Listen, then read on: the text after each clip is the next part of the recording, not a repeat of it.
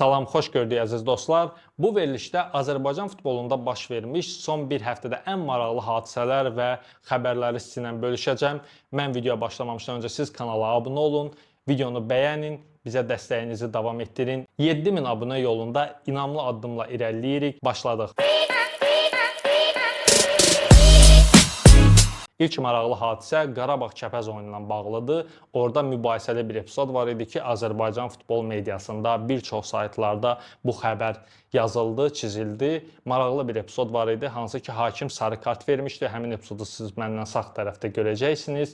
Həmin epizodda Dani Bolt rəqib oyunçunun ayağına arxa hissəsindən, dabanın üst hissəsindən basaraq oyunçunu zədələməyə meyilli bir hərəkət eləyir. Həmin epizoda hakim VAR-da baxır, lakin sarı kart göstərir. Bir çox azərkeşlər, bir çox tamaşaçılar qeyd edirdilər ki, bu tamamilə qırmızı kartdır. Mən də bu fikirlə tamamilə razıyam. Mənə görə də bu qırmızı kartdır. Nədən hakim burada qırmızı əvəzinə sarı verdi, bunu heç cürə anlaya bilmirəm. Bəlkə də hakim qorxdu, çəkindi Qarabağı 10 nəfərlə qoymağa. Lakin Qarabağın Qəbələ ilə oyununda oyun başlar-başlamaz ilk dəqiqədə də Qarabağın belə də xeyrinə Qəbələnin oyunçusuna qırmızı kart vermişdi. Yəni bu da demək olar ki, eyni bərabər təhlükədə olan bir epizod idi, lakin burada əksinə Dani Bolta qırmızı əvəzinə sarı kart verdi. Beləliklə Qarabağı Kəpəzlə 11 nəfərlə mübarizə etməyə kömək etdi. Mənə elə gəlir ki, hakim burada həqiqətən sözün əsl mənasında Qarabağa yardım elədi, yardım əlini uzatdı və bu biraz da Kəpəzə qarşı haqsızlıq oldu. Siz nə düşünürsünüz bu barədə? Aşağıda öz fikirlərinizi bizimlə bölüşün. Sizcə Dani Boltun epizodu, yəni ekranda da görürsünüz, bu epizod qırmızı kartdır, yoxsa hakimin verdiyi qərar sarı kart doğrumu? Gözləyəcəm fikirlərinizi. Keçirik ikinci maraqlı hadisəyə. İkinci maraqlı hadisə isə 7-ci turda baş vermiş Zirə Neftçi oyunundadır. Burada əlbəttə ki, oyunun son dəqiqələrində Neftçinin əleyhinə verilmiş penalti epizodu var ki, biz əlbəttə podkast verilişimizdə də Ziyanla bu mövzunu müzakirə elədik. Düzdür, bəzi fikirlərimiz üst-üstə düşdü, bəziləri düşmədi. Burada da Azərbaycan izləyiciləri iki yerə bölündü. Bəziləri deyir ki, bu epizod tamamilə penaltidir, siz bunu ekranda görürsünüz. Bəziləri deyirsə, bu penalti deyil, bu Neftçiyə qarşı bir haqsızlıqdır qeyd edirlər. Əsasən də Neftçi azərkeşləri, Neftçiyə aid olan səhifələr, fan bazalarda demək olar ki, bu video çox yayılır internet şəbəkələrində və biz bunu görürük. Azərkeşlər tənqid eləyirlər. Düzdür, təhqir eləyənlər də var. Biz belə şeyləri təsdiqləmirik. Təhqirə yol vermədən tənqidi fikirlərinizi bölüşə bilərsiniz. Siz də şərh bölməsində bizimlə bölüşün. Sizcə bu epizodda penalti həqiqətən var idimi, yoxsa yox idimi? Burada çox böyük suallar doğur. İlk öncə ən böyük sual VAR-a.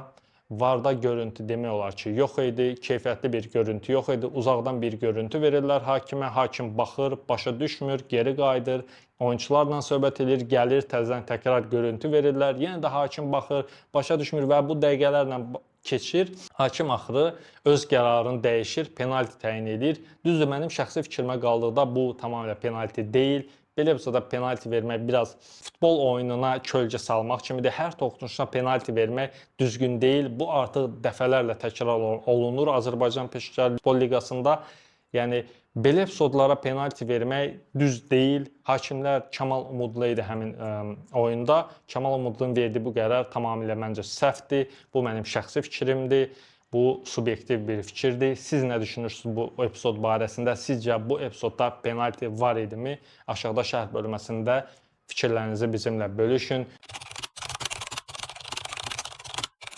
Ümid edirəm ki, belə mübahisəli epizodlar Azərbaycan Liqasında az olar. Bizi daha maraqlı oyunlar gözləyər. Oyunun gedişini dəyişə biləcək belə mübahisəli epizodların olmamağı bizi futbol sevərləri daha çox xoşbəxt eləyər. Ümid edirəm ki, belə hadisələr daha az olar. Növbəti maraqlı məlumat isə Kamran Ağayevin, keçmiş millimizin qapıçısı, bəlkə də millimizin tarixinin ən yaxşı qapıçısı Kamran Ağayevin məşqçilər korpusundan getməsidir. Əlbəttə ki, Kamran Ağayev Ayxan Abbasovla bir yerdə gəlməmişdi. O əvvəldən var idi o millinin məşqçilər korpusunda. Ayxan Abbasov isə əlbəttə ki, gələndə öz komandası ilə gəldi və Kamran Ağayev də Ayxan Abbasovun komandasında yer almadığı üçün o getdi. Düzdür, bəzi azərkeşlər, bəzi xəbər saytları bunu yazdılar, şişirtməyə çalışdılar, lakin burada şişiriləcək bir şey yoxdur. Ayxan Abbasov Şamaxıda işlədiyi öz həmkarlarını, öz komanda üzvlərini milliyə də gətirdi. Çünki o adam onları bilir.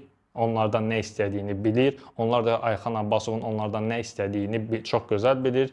Mən düşünürəm ki, Ayxan Abbasov belə dəyişikliklər eləməklə özünü və komandasını tam təkmilləşdirir və istədiyi nəticəni əldə edə bilər. Başqa cürdə burada mübahisəli bir epizod yoxdur, mübahisəli bir belə deyək qərar da yoxdur. Kamran Ağayevə də uğurlar arzu edirik öz karyerasında. Növbəti xəbərimiz isə Qarabağ-Chelsea oyunu ilə bağlıdır. Qarabağ-Chelsea oyununun Bakı Olimpiya stadionunda keçiriləcəyi ilə bağlı xəbərlər yayılmışdı. Bir çox saytlar, səhifələr yazırdılar ki, Qarabağ-Chelsea oyunu Bosda keçiriləcək. Lakin Bakı Olimpiya stadionunun mətbuat katibinin açıqlamasına görə belə bir oyun stadionda planlaşdırılmayıb. Qarabağ-Chelsea oyunu Tofiq Bəhramov adına Respublika stadionunda keçiriləcək.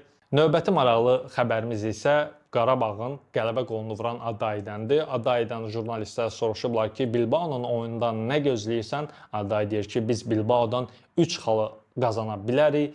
Ona görə Aday ümid edirik ki, Bilbao səfərində də qol vuraraq Qarabağa qələbə qazandırarsan və 3 xalı Bakıya gətirərsən.